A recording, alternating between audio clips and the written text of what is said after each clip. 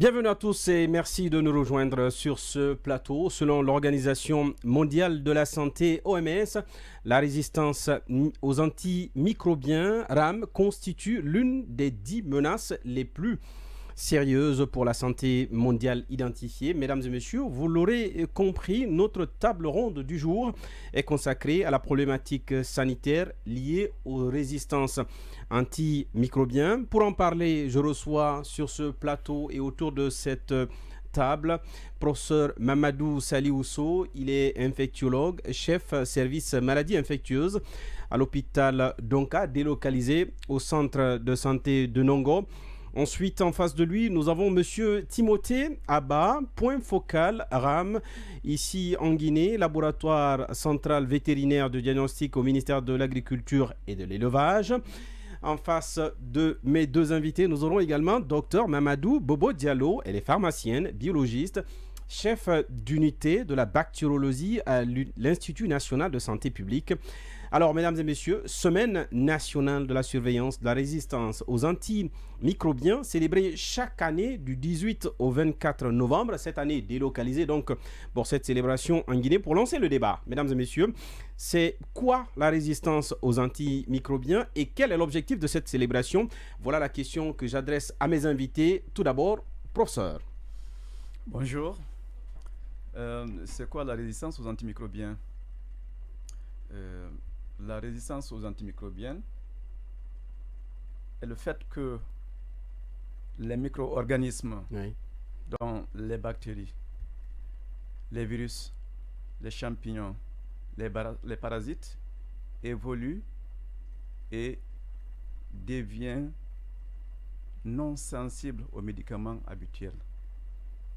C'est lorsque ces micro-organismes ne deviennent plus sensibles aux antibiotiques, lorsque les virus ne deviennent plus sensibles aux antiviraux, lorsque les champignons ne deviennent plus sensibles aux antifongiques, et lorsque les parasites ne deviennent plus sensibles aux déparasitants. Ce qui entraîne après une propagation de ces infections qui sont des infections graves et qui entraînent un risque de décès. Et au niveau de l'OMS, donc la question s'est trouvée sérieuse. On a essayé de comprendre qu'est-ce qui est à l'origine de cette résistance. Alors, qu'est-ce qui est à l'origine de cette résistance? Il y a beaucoup de facteurs qui expliquent cette résistance. D'abord, ce qu'il faut savoir, c'est qu'il y a naturellement certains médicaments qui résistent, mais aussi il y a la résistance acquise. C'est-à-dire la résistance qu'on développe au fur du temps et grâce à beaucoup de facteurs que nous allons évoquer un peu plus loin. Oui. Et aujourd'hui, quand on parle donc de cette célébration, la semaine nationale face aux résistances aux antimicrobiens, c'est quoi l'objectif de cette célébration? Pourquoi parler de cela aujourd'hui en Guinée? Puisque c'est une alerte qui a été donnée depuis 2015 par l'Organisation mondiale de la santé, compte tenu de l'enjeu lié à cette résistance aux antimicrobiens. Et donc, il a été dit de célébrer chaque année la résistance aux antimicrobiens pour sensibiliser la population, pour sensibiliser la communauté, mais pour sensibiliser tout le monde, y compris les professionnels de la santé, sur les enjeux liés à la résistance aux antimicrobiens. Et donc, c'est pour cela que nous essayons de célébrer cette semaine nationale sur la résistance aux antimicrobiens. Alors, professeur Timothée, je me tourne à présent vers vous. Vous êtes au sein du laboratoire central de vétérinaire du diagnostic au ministère de l'Agriculture et de l'Élevage. Parler de ce thème évoque bien sûr quelque chose pour vous. Oui, merci pour la question. Vous savez, la résistance aux antimicrobiens, c'est un problème de santé publique qui fait appel à une collaboration multisectorielle, multidisciplinaire et transdisciplinaire, excusez-moi. Cette résistance aux antimicrobiens au niveau de la santé animale part du fait que nous utilisons les mêmes molécules pour traiter nos différentes infections. Vous n'êtes pas sans savoir que 60% des maladies infectieuses, selon l'Organisation mondiale de la santé, sont des zoonoses, c'est-à-dire sont des pathologies qui affectent les humains et les animaux. Et aujourd'hui, ces micro-organismes sont en train de résister. Il vient de parler des parasites, des bactéries, des champignons microscopiques ils sont en train de résister à ces molécules que nous avons en commun. Donc, si ces molécules sont utilisées à mauvais escient au niveau du secteur animal, cela va entraîner l'émergence et la propagation des germes résistants, voire multirésistants, qui va nous affecter et également affecter les autres secteurs, qui sont la santé humaine, la santé végétale et la santé environnementale. C'est-à-dire que les animaux, face à certaines maladies ou certaines pathologies, deviennent résistants et n'arrivent plus à se soigner ou en tout cas à faire face à ces maladies-là à cause de la résistance, c'est ça? Oui, à cause de la résistance. Vous savez, c'est le phénomène d'accoutumance, du fait qu'on utilise de façon abusive. Oui. Ça crée de l'accoutumance et ces micro-organismes développent des mécanismes qui vont refouler l'action de ces antimicrobiens.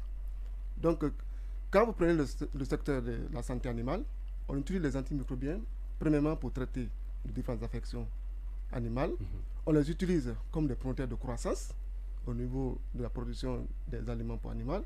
Et dans certains cas extrêmes, on les utilise pour pallier à des insuffisances d'hygiène. Donc, on utilise assez d'antimicrobiens. Si nous ne les utilisons pas à bon escient, leur mésusage va aggraver ce problème de résistance antimicrobienne. Donc c'est vrai qu'il faut prendre les antimicrobiens, mais attention à ne pas aller sur le surdosage.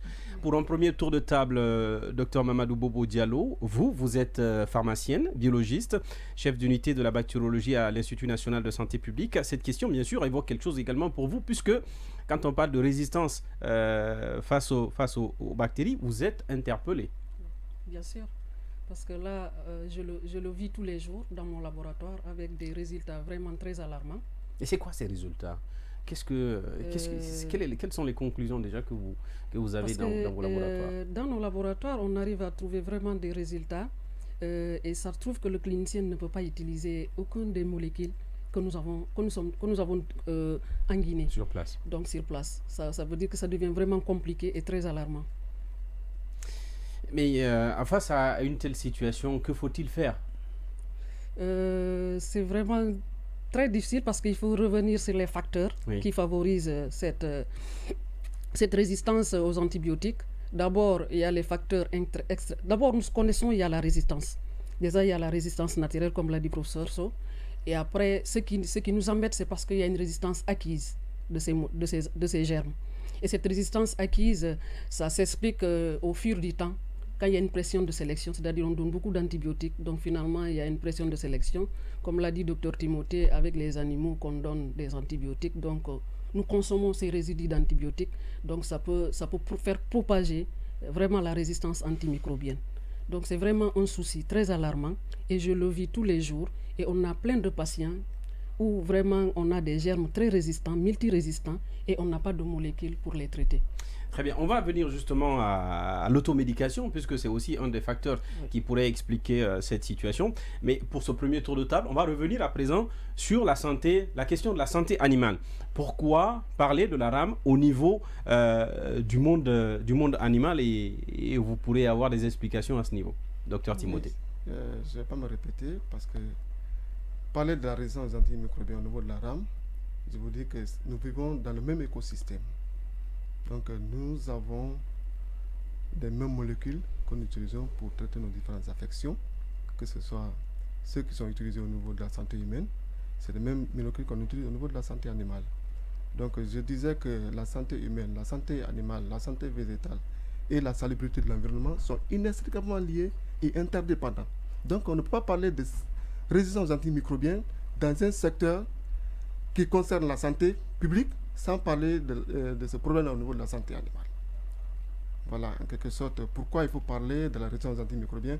Et vous savez, je vous ai dit à l'entame de mes propos qu'on utilise des résidus, des antibiotiques pour l'alimentation animale. Et on élève les animaux pour la consommation humaine. Il arrive que si nous ne respectons pas les délais d'attente par rapport à l'utilisation des antimicrobiens, des résidus vont se retrouver dans nos denrées d'origine animale. Donc nous allons consommer ces denrées en prenant des antibiotiques sans pourtant nous rendre compte. Et ça va créer le phénomène d'accoutumance qui est à la base de l'apparition des germes résistants et multirésistants au niveau de la santé animale qui va se propager dans les autres secteurs. Donc il est primordial que la santé animale joue sa partition. Joue sa partition et soit préservé, surtout. Oui. Absolument. On parle à présent, professeur, des méthodes. Comment peut-on faire face à cette résistance au niveau de la santé animale? Puisqu'on est face à une situation, on va dire, qui est déjà dans nos assiettes, qui est dans nos centres d'élevage. Comment prévenir face à cette situation? Alors, comment prévenir la résistance à milieu animal, c'est ça? Oui. La question, c'est que vous venez d'entendre docteur Timothée, c'est que actuellement nous parlons d'une seule santé. On ne peut pas parler de la santé humaine sans parler de celle animale, sans parler de la santé environnementale. Tout est lié. Et c'est d'ailleurs, permettez-moi de faire une virgule à ce niveau. Au niveau des Nations Unies et de l'OMS, on parle aujourd'hui de One Health. De One Health, exactement. Voilà, c'est le terme anglais. Ouais. Sinon, One Health, c'est une seule santé. C'est une seule santé. Donc, tout est lié. Et comme vous le savez, c'est l'être humain qui commande le tout. Donc, au niveau de la santé animale, c'est nous. Puisque quand on regarde les indications de ces antibiotiques en santé animale, on donne lorsque l'animal n'est pas malade, on parle de prévention. Et lorsque vous avez parfois un groupe d'animaux qui sont malades et on a peur que les autres soient atteints, là aussi on en donne. Et il a dit aussi, on donne ces antibiotiques-là pour que les animaux croissent, pour qu'ils croissent, pour qu'il y ait la croissance rapide, même si ce n'est pas légal dans certains pays. Mais aussi, on donne ces antibiotiques-là quand l'animal est malade, cette fois-ci. Donc, vous avez vu... C'est dans un sens curatif. Et voilà, ça montre que le secteur animal, il consomme plus d'antibiotiques que nous. Ils en consomment plus que dans le secteur de la santé humaine. Cela veut dire qu'il y a lieu de prêter attention donc à ce niveau. Si le secteur animal en consomme même plus que le secteur humain, il y a question qu'on prête attention, docteur Timothée. Il faut qu'on prête attention dans ce sens que pour renforcer la résilience dans ce secteur par la lutte contre la résistance aux antimicrobiens, il faut les utiliser avec prudence. Antimicrobien n'est pas automatique. Donc tous les acteurs, que ce soit les agriculteurs, les éleveurs des animaux terrestres aquatiques, que ce soit ceux qui font les soins vétérinaires, les prescripteurs des médicaments vétérinaires, doivent collaborer avec les autres secteurs. C'est extrêmement important. Ils doivent collaborer pour qu'on ait un objectif commun. Et d'ailleurs, est-ce qu'il y a un droit de regard du ministère de l'Agriculture et de l'Élevage, enfin le ministère de l'Élevage, sur cette question? Oui. Est-ce que le ministère apporte une certaine surveillance, une réflexion, un regard sur l'aspect posologique et l'aspect médicamenteux de la santé animale? Qu'est-ce qui est fait sur le terrain? Au niveau de la santé animale, surtout au niveau de l'agriculture et de l'élevage, cette problématique des rames est vraiment prise au sérieux. Vous savez, pour parler de la rame, la détection, c'est au niveau du laboratoire. C'est au laboratoire où nous produisons des données pour que les décideurs puissent prendre des décisions afin de freiner cette rame. Au niveau de l'agriculture et de l'élevage, nous avons un laboratoire central vétérinaire, dont je parlais tout à l'heure, et nous avons 4 laboratoires régionaux qui sont là pour diagnostiquer les différentes pathologies animales, mais ils vont surveiller la rame, ils vont remonter des données que nous allons centraliser au niveau du département de l'agriculture pour permettre aux décideurs de prendre des décisions au plus haut niveau. Récemment, il y a eu la grippe aviaire. Il y a eu la grippe aviaire. Quelles ont été, par exemple, les dispositions concrètes? Bon, par rapport à la grippe aviaire, les dispositions concrètes qui ont été prises, c'était de faire le stamping out. Le stamping out, c'est-à-dire on a abattu, on a sensibilisé les éleveurs par rapport, parce que c'est une zoonose. Est-ce qu'on pourrait dire à ce niveau sur la question de la grippe aviaire que c'est une conséquence de la négligence au niveau de la rame? Effectivement, parce que pour qu'on parle d'infection, il faut que l'agent infectieux attaque l'autre. Donc, si les mesures de biosécurité ne sont pas respectées au niveau de nos exploitations, que ce soit avicoles ou bovicoles, Et forcément, les animaux seront infectés. Donc, il faut respecter les mesures de biosécurité au niveau de nos exploitations. Je me tourne à présent au niveau de Madame Bobo sur cette question. Vous êtes aussi interpellée. Dans une situation où on se retrouve, par exemple, récemment, c'était avec la grippe aviaire, j'en parlais avec Monsieur Timothée. Quelles sont les analyses et quelles sont les conclusions que vous avez eu à faire à ce niveau par rapport à cette grippe aviaire? Est-ce que pour vous, c'est une conséquence de la négligence donc de la rame? Bon, j'ai pas trop... Parce que par rapport à la grippe aviaire, en fait, c'est surtout la médecine vétérinaire. Donc, vous pouvez retourner la question à Dr Timothée. Oui. Mais moi, je peux bondir sur la prévention par rapport à la prévention de la rame en santé humaine. Je pouvais ajouter quelque chose par rapport à ça. On va en venir tout à l'heure à la santé humaine, puisque vous en parlez. Ça allait être le prochain sujet de discussion. Et on parle aussi de la pollution d'origine humaine qui aggrave donc la rame. Est-ce que c'est justifié? Bien sûr. Je pose la question, hein, vous pouvez réagir. Hein. Est-ce que c'est justifié quand on parle de la pollution? Absolument. Oui, absolument. Allez-y. La pollution humaine, ça justifie la pollution environnement. Puisque si l'être humain est infecté, s'il a des bactéries multirésistantes, forcément, il va faire la défécation dans l'environnement. Donc l'environnement sera contaminé à travers les arbres, à travers l'eau que nous buvons. Et c'est pour cela qu'on conseille de faire des latrines, de faire l'assainissement de l'environnement. Et aussi les produits de ces animaux, si ces produits sont déversés dans l'environnement, forcément, puisque il y a des résidus d'antibiotiques dans ces produits-là, et ça va forcément contaminer l'environnement. Donc, si vous voulez, dans l'environnement, ces microbes circulent. Ils circulent dans l'environnement. Et donc, forcément, si on ne fait rien, l'environnement sera contaminé. Docteur, Monsieur Timothée. Merci beaucoup.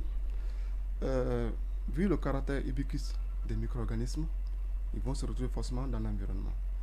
Si nous rejetons le reste de nos médicaments, c'est-à-dire les antibiotiques, les antiviraux, les antiparasitaires dans l'environnement, ces micro-organismes qui vivent dans l'environnement vont être en contact avec ces antimicrobiens.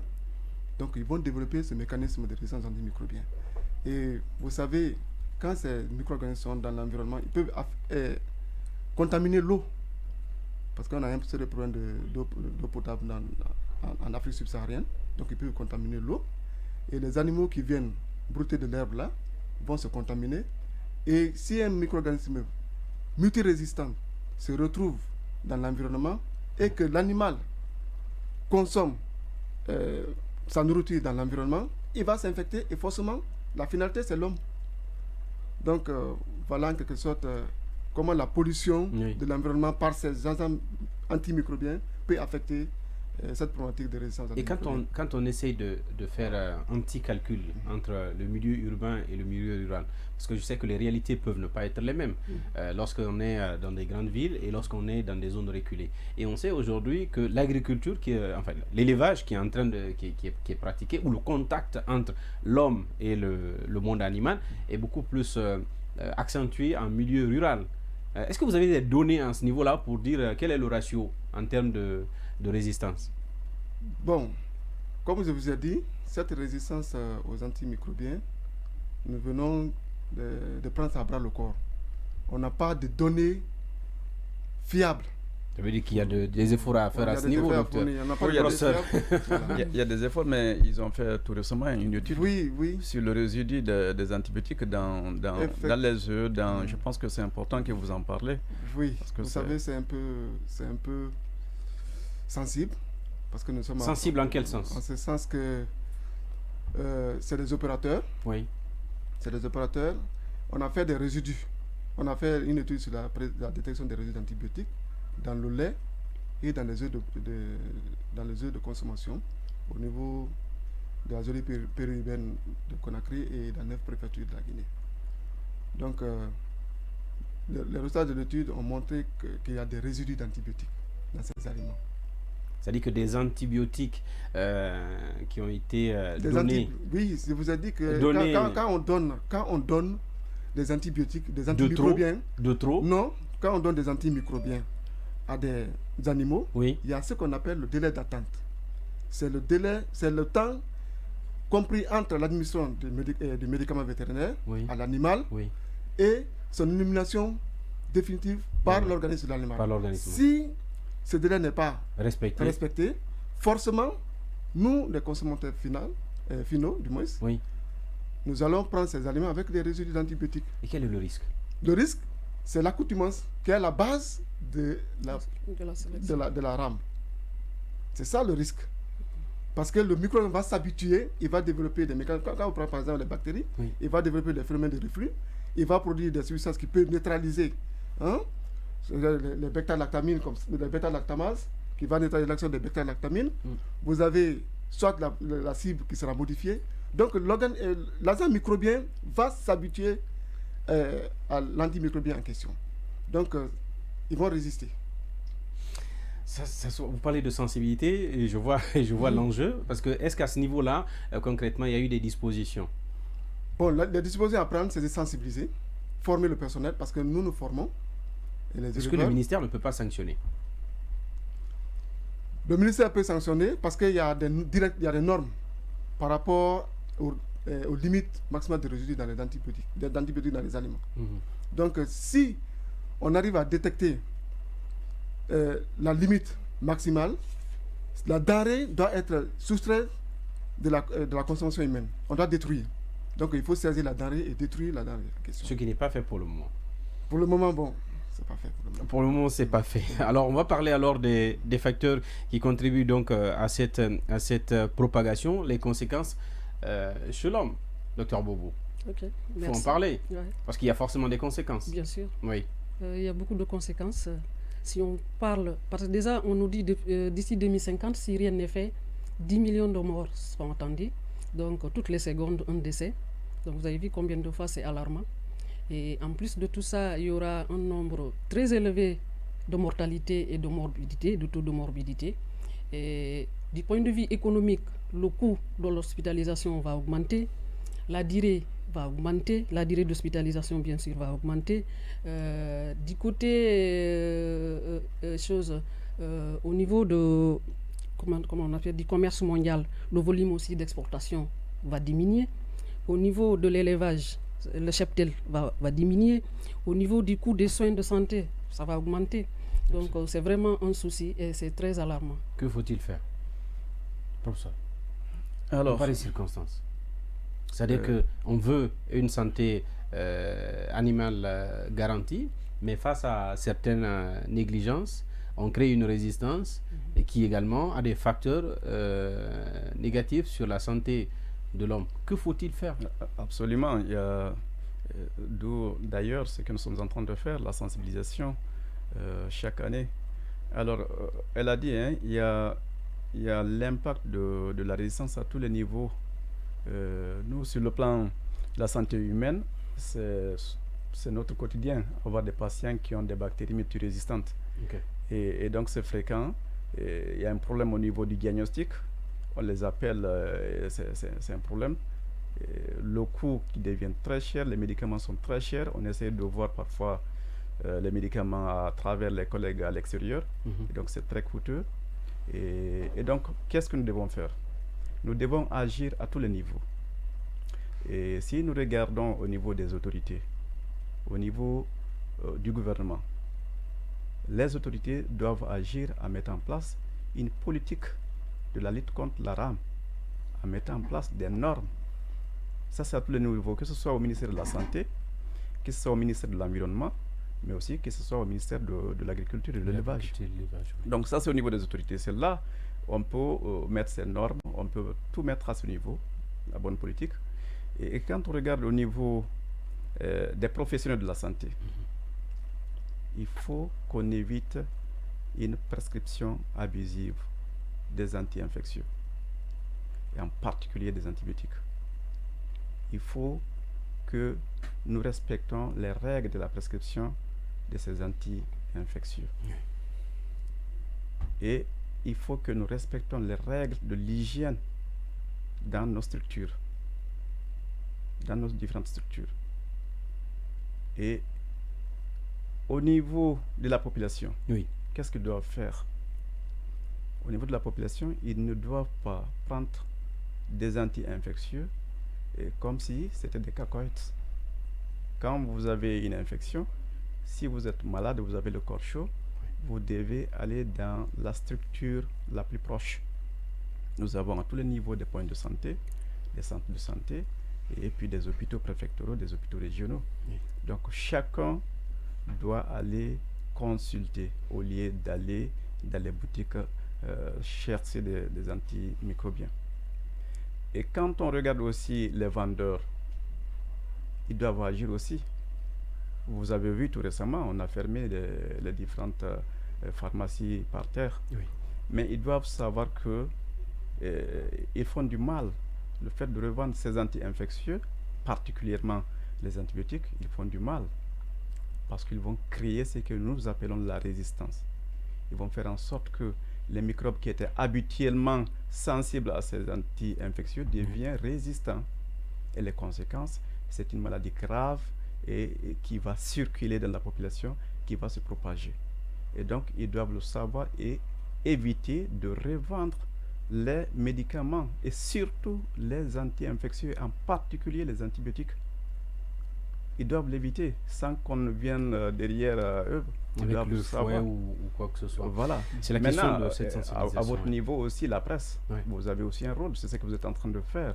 Vous devez nous aider à sensibiliser pour que les gens sachent que c'est un problème. La résistance aux antimicrobiens est un problème, puisque ça entraîne des décès, ça entraîne la propagation des maladies graves et ça entraîne une augmentation de la durée d'hospitalisation, du coût lié à tout ça, etc., etc. Donc vous devez nous aider aussi à sensibiliser la population. Comme vous l'avez dit, c'est une question de santé publique. Je vous retourne également la question, Dr Timothée, que faut-il faire à présent? Parce que le mal, il est déjà présent et il est en train de sévir. Que faut-il faire? Un peu, pour rappeler quelques chiffres. Allez-y. En 2019, il y a eu 5 millions de décès qui étaient liés à la rame dans le monde. Et 1,3 million de ces décès étaient directement imputables aux micro-organismes multirésistants, pour dire que la rame est là. Et ça va, si rien n'est fait, ça va impacter les objectifs du développement d'ici les années 2030. Donc il est temps d'agir. La rame est là. Maintenant, au niveau de l'élevage, de la santé animale, ce qu'il faut faire, c'est la sensibilisation. Il faut sensibiliser nos éleveurs. Il faut sensibiliser nos fabricants d'aliments pour animaux, qu'on ne doit pas utiliser des antimicrobiens comme promoteur de croissance. Et ça, l'État doit même prendre des décisions par rapport à ça. Parce que l'étude qu'on a fait, vous-même vous avez vu, il y a les résidus d'antibiotiques dans ces aliments. Il faut vacciner nos animaux.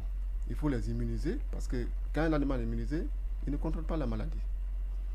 Il ne faut pas que ces antimicrobiens soient utilisés par n'importe qui.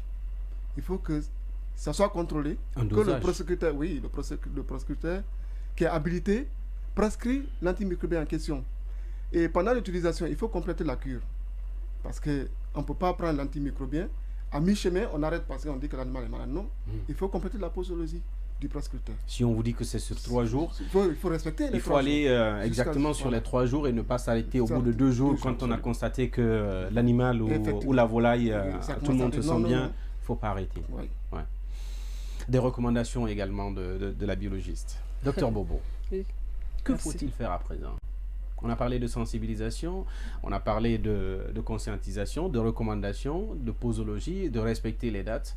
Vous, à présent, qu'est-ce que vous pouvez recommander? Bon, ce que je peux recommander, si on ne peut pas prévenir les infections, qu'on surveille au moins la transmission de ces gènes résistance, parce qu'ils peuvent aller d'un patient à un autre. Donc, ce qu'il faut éviter surtout dans les hôpitaux, c'est cette transmission de résistance d'un patient à un autre ou bien d'un patient à un personnel. Donc, il faut surtout penser à ça, parce qu'il est là vraiment, il existe et on n'a pas de problème. On a vraiment de sérieux problèmes. Et ce qu'il faut aussi s'allier, c'est la fermeture de ce marché parallèle, parce qu'il faut le reconnaître aujourd'hui, il faut vraiment s'allier ce courage des autorités de nos pays qui ont accepté de fermer ce marché parallèle. Parce que quand il y a ce marché parallèle, vraiment les gens... C'est déjà une action concrète. Voilà, les gens se procurent de ces antibiotiques. Ouais. Alors, mes chers invités, on parle de la semaine nationale de surveillance de la résistance aux antimicrobiens. Je vous rappelle que c'est célébré chaque année du 18 au 24 novembre. Cette année, en Guinée, la célébration a été donc reportée pour ce mois de mars. Nous sommes donc dans la semaine de la célébration pour ce mois de mars. On parle donc des rames, on va dire, de la résistance aux antimicrobiens avec des impacts significatif dans le domaine de la santé humaine et la santé animale. Pour un dernier tour de table, qu'est-ce qu'on pourrait dire aujourd'hui directement à nos concitoyens pour que ce phénomène soit pris à bras le corps, mais surtout que nous fassions très attention, parce que cela y va de la santé humaine également. Professeur. Alors, ce que nous pouvons dire à nos concitoyens... En une minute, hein. En une minute, d'accord. C'est surtout, comme on le dit, d'éviter de prendre des antimicrobiens sans prescription médicale. C'est surtout ça. Si on est malade, nous devons consulter le centre le plus proche, le centre de santé le plus proche, et surtout éviter de prendre des médicaments, notamment les antibiotiques, les antiviraux et les déparasitants. Il faut absolument que ce soit ordonné par un médecin. Il faut respecter les prescriptions et la posologie, bien absolument sûr. Docteur Bobo. Mon intervention aussi va dans le même sens pour appuyer ce que le professeur So vient de dire. C'est dire à nos concitoyens d'éviter d'aller dans les pharmacies pour se procurer de ces antimicrobiens sans prescription médicale. Et secondo, c'est que les prescripteurs aussi acceptent de travailler avec les biologistes, que c'est après un résultat d'antibiogramme qu'on puisse instaurer un traitement d'antibiotiques. Voilà, pour docteur Bobo. Donc, Monsieur Timothée. Merci. Mon dernier mot, qu'est-ce qu'on devrait retenir par rapport à ça? Ce qu'on doit retenir, c'est que nous avons des molécules très précieuses, parce qu'aujourd'hui, la recherche est en perte de vitesse par rapport à ce phénomène de résistance. Donc, nous devons jalousement les garder, parce que les antimicrobiens, c'est un couteau à double tranchant. Quand on les utilise à bon escient, ça va nous servir longtemps, mais quand on les utilise à mauvais escient, on ne pourra pas se traiter. Oui. Voilà mon message. Voilà, mesdames et messieurs, c'en est donc fini pour cette table ronde autour de la semaine de sensibilisation autour donc de la rame, résistance aux antimicrobiens. J'avais autour de ce plateau et de cette table professeur Mamadou Saliousso. Il est infectiologue, chef de service maladies infectieuses à l'hôpital Donka. On l'a dit donc délocalisé au centre de Nongo ici, tout près de Joma Media. En face de lui, on avait Monsieur Timothée Abba, point focal RAM. Il est en service au laboratoire central vétérinaire de diagnostic au ministère de l'Agriculture et de l'Élevage. Docteur Mamadou Bobo Diallo, elle est pharmacienne, biologiste, chef d'unité de la bactériologie à l'Institut national de santé publique. Nous avons parlé donc de la semaine nationale de surveillance de la résistance aux antimicrobiens, une question de santé publique qui interpelle tout le monde. Voilà, mesdames et messieurs, pour cette table ronde. Je vous donne rendez-vous très prochainement et bien sûr en vous disant une chose, faites attention à tout ce que vous consommez, respectez les prescriptions médicales. À très vite.